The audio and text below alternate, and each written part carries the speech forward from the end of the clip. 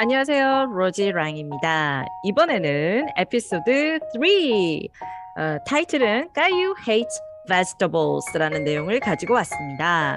해석이 어떻게 되죠? 까유는 야채 싫어해! 뭐 이런 얘기가 되는데 우리 딸도 해당하고 사실 저도 해당하고 많은 아이들이 야채를 그렇게 안 먹습니다. 그죠? 네, 그래서 그 내용을 가지고 스토리가 지금 만들어지고 있고요. 그 안에서 또 좋은 표현들이 많이 나오기 때문에 같이 한번 들여다보도록 하겠습니다. 자, 제가 준비한 첫 번째 내용은요. 한글로는 사실은 이렇게 해석이 돼요. 사실은 말이야. 뭐, 난 너 좋아해. 이럴 때 쓰는 얘기가 아니고요. 한글로는 저렇게 표현이 되는데 쓰는 상황이 있어요. 자, 그 상황이 어떤 상황인지 제가 예를 들어 보여드릴게요. 그 에피소드 안에서 이런 얘기를 합니다. 어떻게 얘기하냐면요. Caillou didn't like vegetable 이렇게 얘기를 하거든요. 한글로 해석이 어떻게 되죠? Caillou didn't like vegetable. 까유는 야채 좋아하지 않았습니다. 이런 얘기가 되는데요. 물론 현재로 표현하는 게 더 맞죠. 까유 doesn't like vegetable 이래야 되는데 그 에피소드가 모두 다 스토리를 읽어줘서 스토리 안에서 존재하는 아이가 이제 등장하다 보니까 과거형으로 문장을 얘기한 거거든요. 그래서 까유 didn't like vegetable 안 좋아한대요. 자, 그래놓고 사실은 이 말이 나오는데 일단 영어로는 이렇게 됩니다. In fact. 아마 많이 보셨을 거예요. In fact 하는 단어. 자, 이 in fact는 언제 쓰냐면요. 앞에서 했던 말과 똑같은 맥락의 어떤 다른 말을 이어갈 건데 같은 소리 하는 거거든요. 근데 좀 더 놀라움을 추가해서 놀라움을 덧대서 어떤 같은 소리를 이어갈 때 쓰는 말이 in fact입니다. 자, 그러면 까이오가 야채를 좋아하지 않는다라고 말을 했는데 뒤에서 어떤 말을 할 수 있냐면요. 이렇게 얘기할 수 있는 거죠. He hates them. 이렇게 얘기하는 거예요. 그러니까 까이오는 야채 안 좋아하는데요. 사실은요. 완전 싫어해요. 이렇게 얘기할 때. 앞에서와 앞문장과 같은 얘기지만 놀라움을 추가할 때 쓰는 말입니다. 와닿지 않으면 제가 몇 가지 예를 한번 들어보도록 할게요. 예를 들어서 I know BTS. 여러분들도 알고 나도 아는 BTS. 나 BTS 알아. 여기까지는 뭐 그냥 하나의 팩트인데요. 놀라움을 주는 얘기를 하나 더 덧대볼게요. 자, 어떻게 얘기하냐면 in fact 해놓고요. I had dinner with them. 정말 그들하고 같이 저녁을 먹었다면 이거 완전 인싸되겠죠. 네, 그래서 안다라는 어떤 문장과 같은 맥락의 말을 지금 하고 있는데 in fact를 넣어서 놀라움을 추가하는 정도의 어떤 문장을 얘기할 때 in fact를 씁니다. 한글로 해석을 할 때는 사실은 이래 이렇게 이제 얘기를 하는 거죠. 하나 또 더 얘기를 해볼까요? 예를 들어서 I like strawberries 이렇게 얘기하면 나 딸기 좋아해 이런 얘기가 되겠죠. 그런데 거기다가 in fact를 넣습니다. 그래놓고 I eat them every day 이렇게 얘기하면 좋아는 하는데 매일 먹지는 않잖아요. 사람들이 보통은. 그런데 좋아하는 어떤 그 얘기를 이어가는데 놀라운 정보를 하나 더 추가할 때 in fact라는 얘기를 합니다. 예를 들어 저도 참 책 읽기 좋아하는데요. I like reading books 이렇게 얘기를 해요. 그런데 이제 in fact를 하나 넣어볼까요? 대문자로 in fact 이래 놓고요. I joined six book club 이렇게 얘기해 볼까요?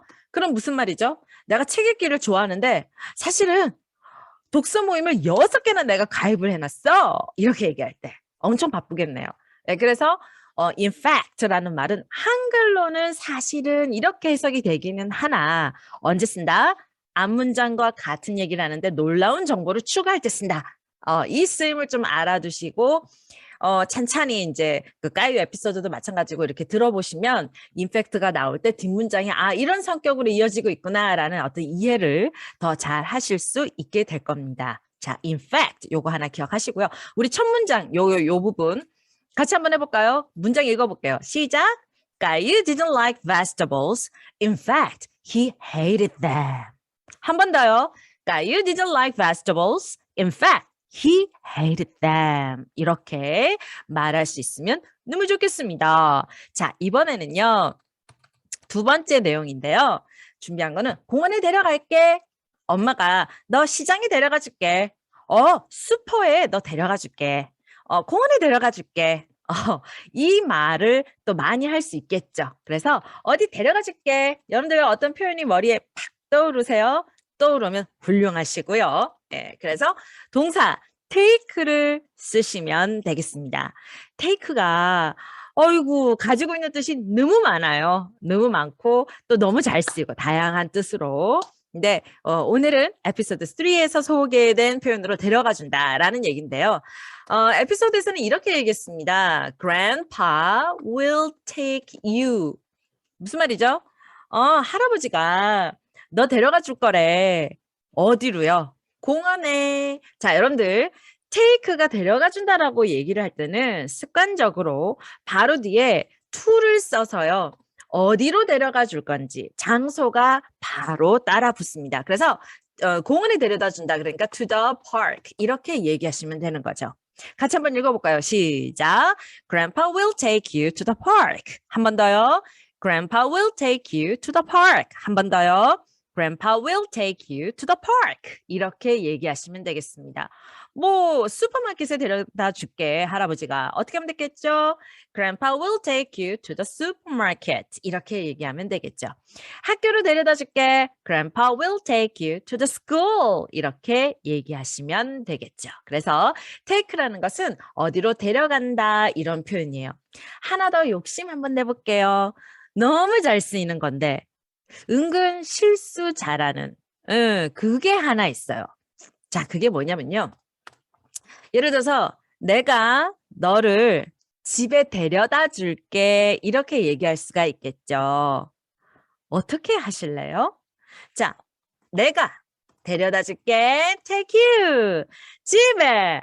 집이라는 단어가 home 하는 단어가 있잖아요. 그래서 이렇게 써보면 어떨까요? 예를 들어 to your home 뭐 이렇게?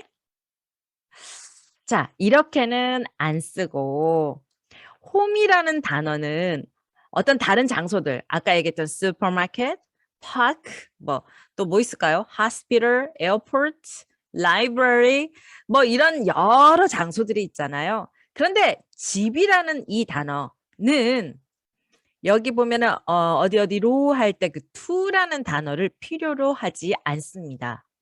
왜요? 글쎄, 그냥 그렇게 쓰는데 그냥 그렇게 받아들이면 안 될까요? 근데 이제 문법적으로 얘기하자면 홈이 부사라서 그래요. 이렇게 얘기하는데 그거 뭐 알아서 뭐해? 쓸 줄만 알면 되지. 그래서 이거를 바르게 고쳐보면 갱상도 사투리로는 옳게 고치면 이렇게 됩니다. I will take you 그냥 home 이러시면 됩니다. 집에 데려다 줄게. I will take you home. to 필요 없어요. 다시 한 번만 읽어볼까요? 시작. I will take you home. 뭐라고요? I will take you home. 한 번 더요. I will take you home. 이렇게 기억하시면 되겠습니다. 이거 예를 들까 말까 살짝 고민했었는데요. 존 덴버라는 아주 호랑이 담배 피던 시절에 가수가 있죠. 근데 이제 유명해서 들어보시면 이 노래 들어봤다 하는 노래가 있을 거예요. Country Road라는 노래인데 거기에 그 home이라는 단어가 이렇게 쓰이죠. 뭐 Country Road, take me home 이렇게 얘기하죠. 어떻게요? Take me home, take me to the home 이래 안 하고 take me home 이렇게 얘기하거든요. 날 집에 데려다 줘요 뭐 이런 얘기가 되는데 그래서 home 하는 단어는 앞에 to 아니면 뭐 at 아니면 in 이런 거 필요 없습니다. home은 항상 혼자 home 이렇게 쓰인다라는 거 알아두시면 너무 좋습니다. 이왕 홈 나왔으니까 한 가지만 더 욕심을 내볼까요?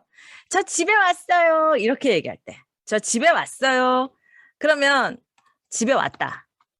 나 이제 여기 있어. 그러면 I am 뭐 어떻게 얘기해볼까? 방 안에 있어요. I am in the room.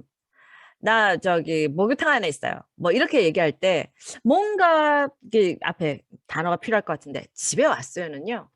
이렇게만 하시면 돼요. I'm home. 로즈 집에 왔어요. Rose is home. 이렇게 얘기하시면 됩니다. 자, 그래서 여기선 두 가지를 정리하셔야 되겠네요. 데려가다 이럴 때는 take를 쓰고요. take는 습관적으로 to를 붙여서 어디로 데려가는지 장소가 바로 뒤에 따라 붙습니다. 그런데 home은 특징이 아무것도 필요하지 않다. 그래서 내가 너 집에 데려다 줄게. 어떻게 한다고요? I will take you home. 한 번 더요. I will take you home. 한 번 더요. I will take you home. 이렇게 얘기하시면 되겠습니다. 플러스 나 집에 왔어요, 엄마. 어떻게 한다고요? I'm home. 한 번 더요. I'm home. 이렇게 기억하시면 좋겠습니다. 자, 이제 마지막 표현인데요. 오늘 할 거. 벌써 마지막 표현인가요? 오늘은 좀 짧은가요? 짧을 수밖에 없는 게 이 마지막 표현이 조금 길고 연습도 필요하고 설명도 좀 들어가고 하기 때문에 일단 준비한 거는 오늘은 여기까지예요. 자, 한글로 뜻이 어떻게 되냐면 너 숙제 끝내지 않으면 공원 못 가, PC방 못 가, never never never 이렇게 엄마가 아이에게 협박을 할 수가 있겠죠. 예. 어떻게 아이에게 그 연약한 아이에게 협박을 합니까? 전 그런 건 못해요. 키워보세요. 예. 하게 되죠. 근데 이왕이면 멋있게 영어로 협박하면 어떻습니까? 멋있죠. 자, 까이유에서 나오기 때문에 해봐야 되겠습니다.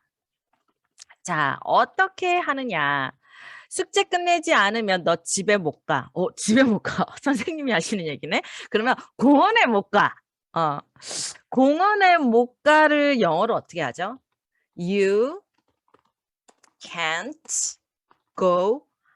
공원에는 못 가. 공원으로 to the park. 이렇게 아까 전에도 왜 take you to the park, take you to the park 이렇게 얘기했잖아요.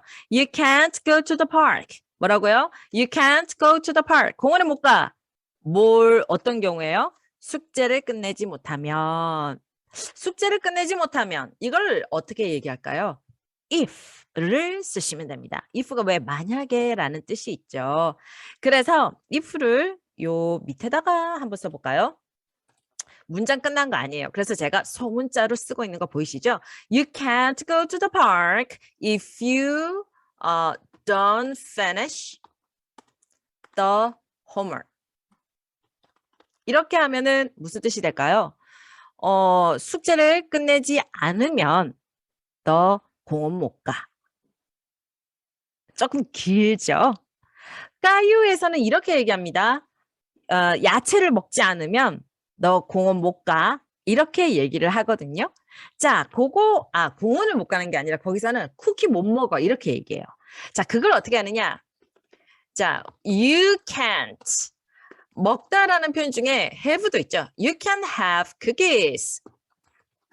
You can have cookies 해놓고 if you don't finish the vegetable, your vegetable 이렇게 해볼까? Your vegetable.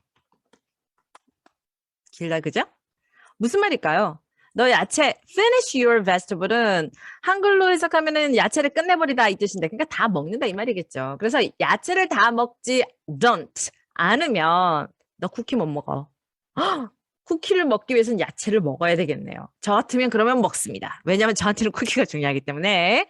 자, 또 비슷한 말로 뭐가 있을까요? 너 책 다 읽지 않으면 TV 못 봐. 와, 너무 잔인하다, 엄마들이. 자, 그래서 어떻게 하면 될까요?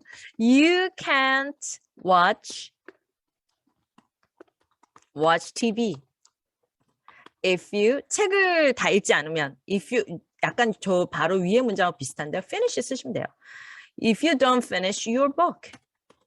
Your book 해도 되고 뭐 reading your book 이렇게 넣으셔도 되고. 그래서 책을 끝내지 않으면 너 TV 못 봐.